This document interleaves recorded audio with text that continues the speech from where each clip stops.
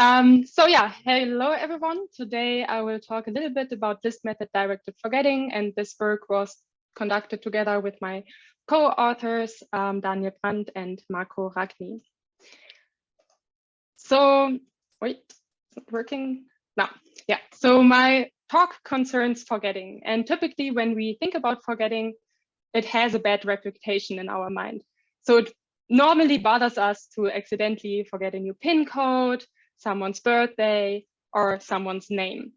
However, forgetting is actually also an important mechanism that helps us to deal with the vast amount of information that we are confronted with on a daily basis. And in particular, the intentional forgetting of information actually helps us to reduce interference, thereby allowing us to intentionally focus on the current relevant things at hand. And the goal of the present talk today is to convince you that forgetting is an adaptive mechanism, and second, also to sort of disentangle some of the mechanisms that are assumed to be involved in the intentional forgetting of information. One way to investigate the intentional forgetting is the list method directed forgetting paradigm. And here participants are typically instructed to sequentially learn two lists of information. After learning the first list, here referred to as list one group of participants is just told to continue remembering what you just saw, and then they study a second list of information. Then after a short distractor task, their memory is tested for both of the lists. This is called the remember group. In contrast, the second group is doing pretty much the same thing. They learn a list of information, but after learning the first list, we try to motivate them to intentionally forget what they just studied. And we do that, for instance, by simulating an accidental computer crash, or online, we just tell them that the first list was a practice round and that now the actual experiment starts. Either way, participants are really motivated to forget what they just studied. Afterwards, they study the second list, and then just like in the remember group, they then receive a distractor task.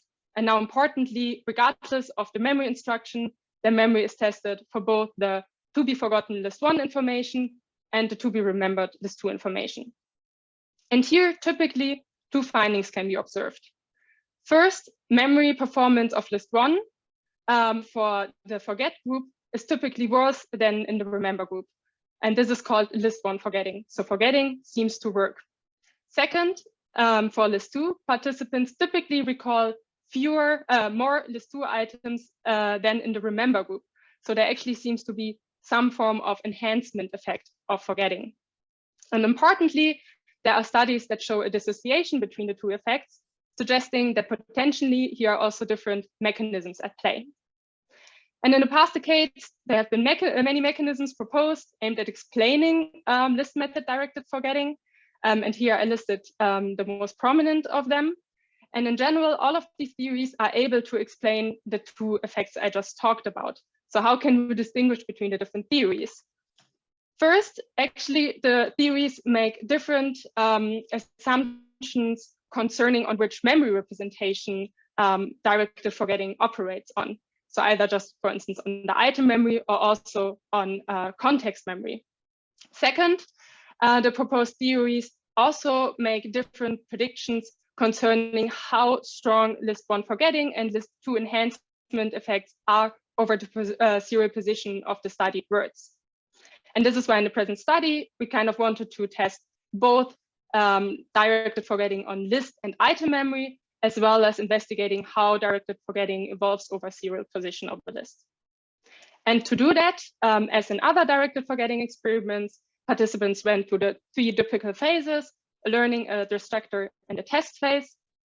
And importantly now, other than in previous experiments, they actually studied three lists in the learning phase.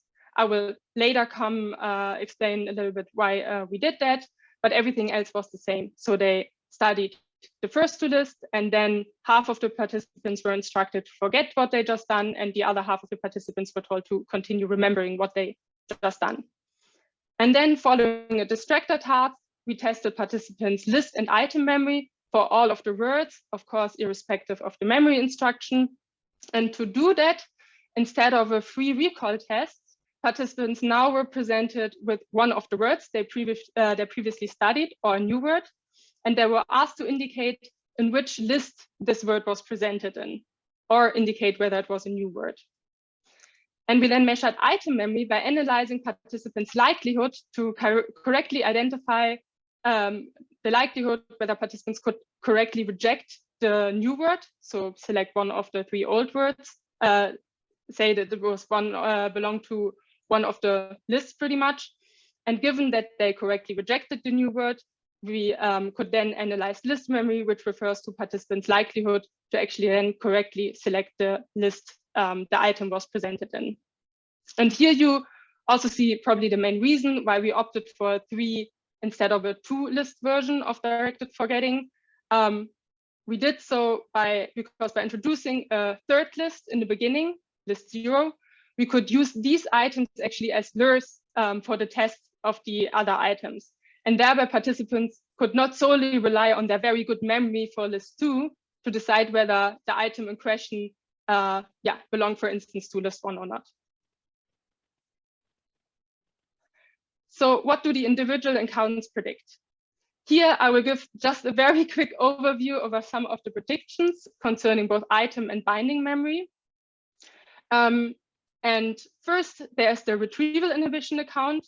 And in general, inhibitory accounts on list method directed forgetting propose that upon the forget instruction, list 1 items, or also the whole learning episode pretty much, is inhibited. And thereby access to these items is reduced at test. However, the inhibitory accounts kind of vary with respect to on which memory representation inhibition actually operates on. So for instance, if we assume that all list 1 information is inhibited, then list 1 forgetting should be observed also for all list 1 items, both for item and for list memory. And then typically for these accounts, list 2 enhancement effects are attributed to reduced interference from the inhibited information during the learning of the 2nd list. If only item context bindings, however, but not the items themselves are inhibited, then we should actually observe list 1 forgetting only for list, but not for the item memory. Importantly here, regardless of the specific mechanism, any serial position effect of directed forgetting would be inconsistent with the classic inhibition account. According to the selective rehearsal account, participants rehearse all the list 1 items regardless of the memory instruction because they don't know yet whether it will be to be remembered or to be forgotten. And participants then only stop doing so after they receive the forget instruction. And if rehearsal is cumulative, this creates a nice primacy gradient like this for the remember group.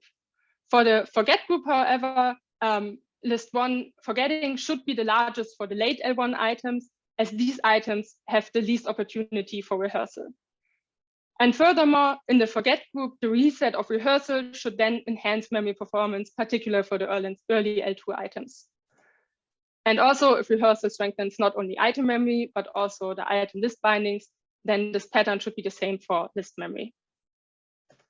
Then there's also the context change hypothesis, which assumes that upon the forget instruction, there's like a context change between the 2 lists, and thereby list 1 and list 2 are stored under different contexts. And unfortunately, I don't have time to go into like all of the details how this may work on a cognitive level, but just on average, it can be assumed that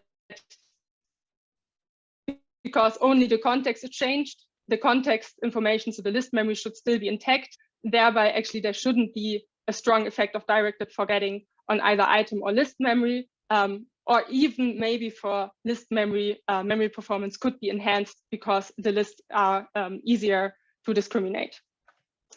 Last, there is the reset of encoding hypothesis, which suggests that after forget instruction, all encoding of early L1 2 items is enhanced via an encoding process. And if the reset of encoding process does not only affect memory for subsequent items, but also for bindings, then both item and list memory for list 2 items should be better in the forget as compared to the remember condition. And of course, this effect should be particularly true, strong for the primacy part of list 2 items, because there the reset happened. So what did we find? First, for list 1, we observed an interaction between the memory instruction and serial position for item memory, but not for list memory. There we actually found Bayesian evidence against an interaction. Thus, we found strong evidence or some evidence against list 1 forgetting for list memory. And for item memory, directed forgetting, list 1 forgetting was mainly observed for the late L1 items. For list 2, we generally found less to enhancement effects. So memory for the to be forgot in the forget group was actually better than in the remember group. And because evidence for the interaction between serial position and instruction was actually inconclusive, we decided to specifically test in the primacy and the recency part of the list whether we would find these list 2 enhancement effects. And indeed, it seems that particular in the first list of first part of the strongest, so the enhancement effects. So coming back to our predictions, what does this tell us? First, we saw that directed forgetting impaired item memory, but only for the late L1 items. And this was only predicted, at least to some extent, by the selective rehearsal account. We didn't really see the decrease in memory performance over serial position for the remember group, but this could also potentially be because at some point, maybe selective rehearsal reached a plateau, obscuring any further effect of rehearsing the words. In contrast to the results of item memory, we provide Bayesian evidence against an effect of directed forgetting on list 1 list memory. So there was really no effect. And overall, our findings support the notion that list method directed forgetting, that in list method directed forgetting, word list bindings of the to be forgotten words are still intact. And this is, at least to some extent, in line with some variant of the context change idea that the context between the lists changed, but actually the list memory is still intact. But the underlying mechanisms here are still somewhat unclear. Then last, we observed L2 enhancement effects, not only for item, but also for binding memory. And this was particularly the case for early L2 items. And this pattern of results is really strongly in line with the idea of reset of encoding or reset of rehearsal. And we also could show that this is the case not only for the strength of the items, but also for the item context bindings. So in conclusion, it becomes pretty clear that none of the proposed accounts could explain the full pattern of results. So our results kind of suggest that there are most likely multiple mechanisms at underlying list method directed forgetting. And one process seems to be producing better recognition memory for recent L1 items in the remember as compared to the forget group. And this could be achieved, for instance, by a selective rehearsal mechanism. Second, our results further show that memory for the list membership is still intact after a forget instruction, suggesting that directed forgetting, the directed forgetting effect or the list 1 forgetting effects in that we see in free recall typically may actually not rely on inhibition, but rather maybe depend on some form of context change, because actually the list memory is still intact. And third, our data strongly suggest that upon the forget instruction, the encoding or rehearsal processes are reset, enhancing memory not only for the items, but also the item list bindings. And with that, I end my talk, and thank you for your attention.